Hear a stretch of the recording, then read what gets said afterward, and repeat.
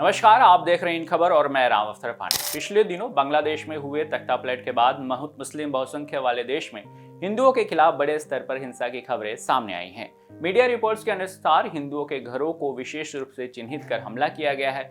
कई लोगों के साथ मारपीट और लूट की खबरें सामने आई हैं। बांग्लादेश के मशहूर हिंदू संगीतकार राहुल आनंद के घर को भी जला दिया गया है। पिछले दिनों में हिंदुओं पर हुए हिंसा को लेकर बांग्लादेश समेत दुनिया के कई देशों में विरोध प्रदर्शन शुरू हुए हैं। इन सब के बीच ये सवाल उठता है कि आखिर बांग्लादेश में हिंदुओं की आबादी कितनी है और बांग्लादेश के आर्थिक विकास में हिंदुओं की भागीदारी कितनी रहती है। यदि हम जनसंख्या के नजरिए से देखें तो बांग्लादेश में हिंदू अल्पसंख्यक है। बांग्लादेश में हिंदुओं की आबादी 7.97% है, यानी आबादी के लिहाज से बांग्लादेश की कुल आबादी 17 करोड़ है, उसमें हिंदू मात्र 1 करोड़ 35 लाख है।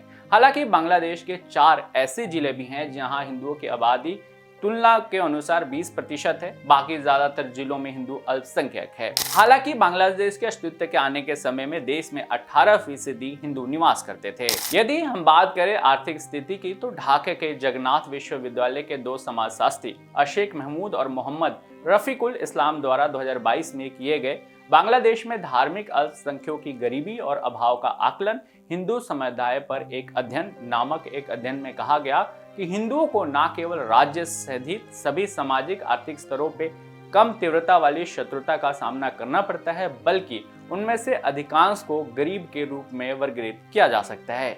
यानी हिंदुओं के आर्थिक रूप से बांग्लादेश में ठीक नहीं है। कुछ ऐसी स्थिति देश में पब्लिक सर्विसेज में भी है। कुछ गिने चुने हिंदू ही बड़े पदों पर हैं। वर्तमान में हिंदुओं पर हुए हमले को लेकर अंतिम सरकार के गृह मंत्री ने भी माना है कि इस हिंसा के दौरान देश में अल्पसंख्यकों पर हिंसा हुई है। देश दुनिया की तमाम खबरों के लिए जुड़े रहिए इन खबर के साथ। धन्यवाद।